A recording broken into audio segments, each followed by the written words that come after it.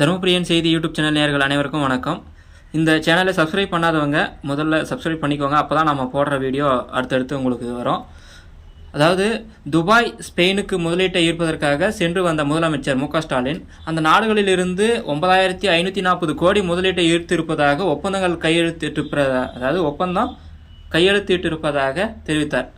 ஆனால் அந்த நாடுகளிலிருந்து ஒரு பைசா முதலீடு கூட இன்னும் தமிழகத்துக்கு வரல. ஒரு வேளை முதலீடு வந்திருந்தால் அதை வெளியிடுங்க ஏன் அப்படின்னு சொல்லிட்டு, ஏன் இதில் என்ன காழ்ப்புணர்ச்சி இருக்குது?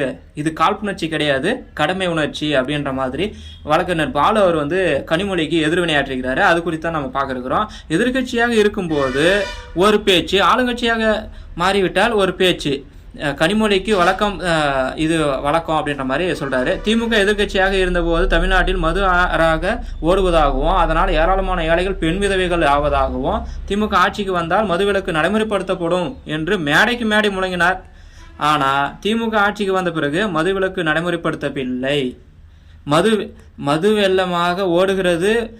பல்லாயிரக்கணக்கான பெண்கள் விதவைகள் ஆகின்றனர். ஆனால் அது குறித்து வினாக்களுக்கு விடையளிக்காமல் கனிமொழி தவிர்க்கிறார்.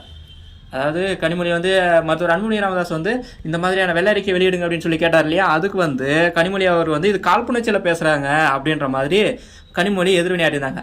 அதுக்கு எதிர்வினையாக நம்மளுடைய வழக்கறிஞர் பாலு இது மாதிரியான கேள்வியை அவருங்கிட்ட அடிக்கிறாரு. திமுக ஆட்சிக்கு வந்த பிறகு தமிழ்நாட்டுக்கு வந்த செயலாக்கம் பெற்ற தொழில் முதலீடுகள் குறித்து வெள்ளை அறிக்கை வெளியிடுங்கள் பார்க்கலாம் அப்படின்ற மாதிரி கேள்வி எழுப்பினுங்கிறாரு. உண்மைதான். இப்போ அமெரிக்கா போயிருக்கிறாரு. அதாவது நாங்கள் லட்சக்கணக்கில் கோடியை நாங்கள் முதலீடு ஈர்த்திருக்கிறோம் அப்படின்னு ஒப்பந்தம் பண்ணியிருக்கிறோம் அப்படி இப்படின்னு சொல்லிட்டு கதை தான் விட்றாங்களே தவிர இது வரைக்கும் வெள்ளை அறிக்கை வெளியிட்டதான தமிழக மக்களுக்கு புரியும்? சரியான கேள்வி தான். மருத்துவர் அன்புமணி ராமதாஸ் கேட்ட கேள்வி சரியானது. அதை தொடர்ந்து வழக்கறிஞர் பாலு அவர்கள் கனிமொழி அவர்களுக்கு எதிர்வினை ஆற்றியிருப்பது தக்க பதிலடியாக நம்ம பார்க்குறோம். அடுத்த காணொலியில் சந்திப்போம். இந்த காணொலி பிடிச்சிருந்தால் லைக் பண்ணுங்கள், கமெண்ட் பண்ணுங்கள், அப்படியே மறக்காமல் ஷேர் பண்ணுங்கள், சப்ஸ்கிரைப் பண்ணிக்கோங்க. நன்றி, வணக்கம்.